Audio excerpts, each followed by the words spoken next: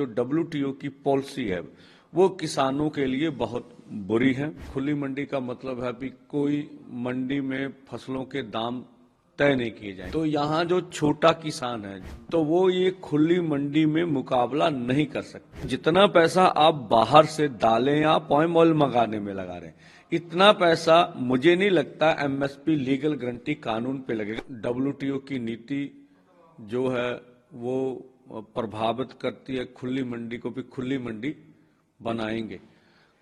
बनाएंगे। एक तो वो समझौता अच्छा नहीं। खुली मंडी का मतलब है कि कोई मंडी में फसलों के दाम तय नहीं किए जाएंगे। सरकारी खरीद पूरी तरह बंद करना, जो MSP गारंटी कानून जैसे बनाना या MSP को ऐलान करना, ये सब बंद करने की बात थी। दूसरा, आप मंडी सिस्टम खत्म कर देना। तीसरा, उनमें से जो किसानों को सब्सिडी दी जा रही है वो पूरी तरह खत्म कर देना। तो पूरी तरह प्राइवेट मंडी हो, उसमें से मर्जी हो, सरकार मर्जी से खरीदे, व्यापारी मर्जी से खरीदे, अपनी मर्जी से स्टोर करे और अपनी मर्जी से लोगों को बेचे।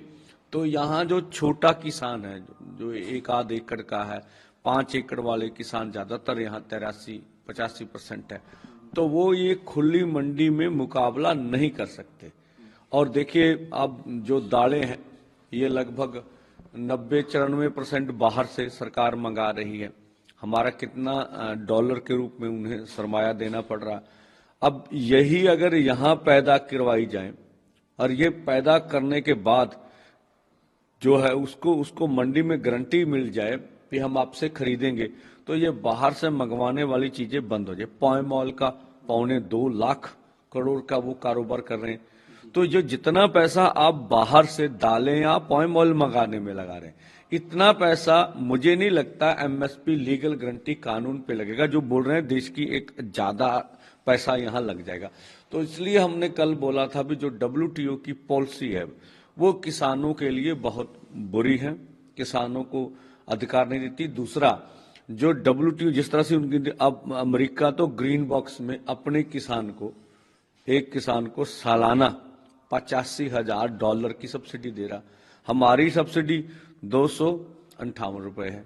अब देखिए, दोनों का मुकाबला हो ही नहीं सकता। तो ये जो बातें हैं ये दूर करने की सवाल है। और हमारा किसान छोटा किसान, उनका किसान बहुत बड़ा किसान। तो इस सब बात को समझते हुए हमने कहा भारत सरकार को कि आप WTO से भारत को बाहर निकालें। जब तक आप बाहर नहीं निकालेंगे तब तक ये बात बनने वाली नहीं। तीसरी बात, हम पूरे देश भर में जब दिल्ली का आंदोलन चला, मैं स्वयं तमिलनाडु में भी गया। वहां की लगभग 70 यूनियन से मेरी बात हुई। लगभग 70 की 70 यूनियन समर्थन में आई। उनमें से तब 22 ने कहा कि हमारे पास फंडिंग, हम आपको दिल्ली में मिलेंगे। अब 40 की बात आ रही है। केरला में गया मैं, 17 यूनियन ने कहा कि हम आपके साथ आएंगे। बिहार में लगभग 5 यूनियन थी, 2 आपकी मध्य प्रदेश में हमें मिली।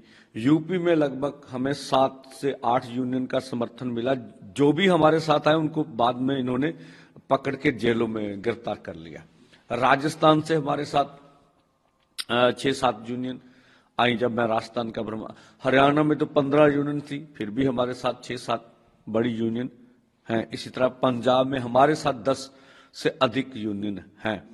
तो ये पूरा इस तरह से आपका उत्तराखंड से भी एक यूनियन हमें सपोर्ट करती है, हमारे साथ है। तो इस तरह से लगभग देश के 8-9 राज्यों से पूरी तरह, और अभी महाराष्ट्र से ज्यादा नहीं होता, अभी महाराष्ट्र के ज्यादातर किसान हमारे आंदोलन में आना चाहते हैं और जगह से भी हमें फोन आ रहे हैं।